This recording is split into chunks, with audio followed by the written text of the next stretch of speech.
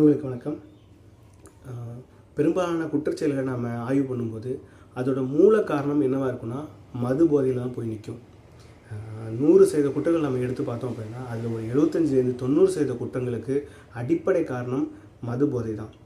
அப்படி தான் இந்த வடகாடு ஊராட்சியிலையுமே ஏற்படக்கூடிய இந்த கலவரத்திற்கு காரணமாக இருக்கிறது மது போதை தான் காரணமாக இருக்குது.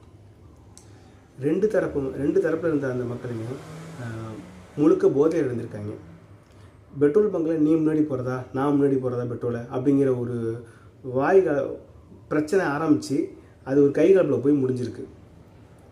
இந்த பறையர் மக்கள் வாழக்கூடிய பகுதிகளுக்கு தாண்டி தான் இந்த சாராய கடையுமே போய் சாராயம் வாங்கக்கூடிய சூழ்நிலையும் இருக்குது. இவங்க எங்கேயா குடிச்சிட்டு வரவங்க சும்மா வருவாங்களா? குடித்தா முதல்ல சும்மா இருப்பாங்களா? எங்கேயாவது பிரச்சனை பண்ணிட்டு தான் இருப்பாங்க. பெரிய பெரிய பிரச்சனைகளுக்கு நம்ம வேறு பிடிச்சி போனோம் அப்படின்னா ஒரு காரணமாக இந்த சாராயம் நிற்கும். அப்படி இருக்கக்கூடிய சூழ்நிலையில் இன்றைக்கி இது ஒரு சாதிய கலவரமாகவும் பார்க்கப்படுது. அப்போ இதோட மூல காரணம் எதுன்னு பார்த்தீங்கன்னா இந்த மது போதை தான். ரெண்டு தரப்பு மக்களுமே குடிச்சிருக்காங்க.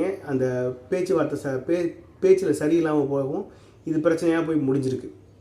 அப்போது அரசாங்கம் முழுக்க இந்த சாராய கடைகளையும் முற்றிலுமாக நீக்கிடுச்சு அப்படின்னாலே தமிழ்நாட்டில் நடக்கக்கூடிய 75%க்கும் அதிகமான குற்றங்கள் குறையும், காவல்துறைக்கும் வேலையும் குறையும். நன்றி.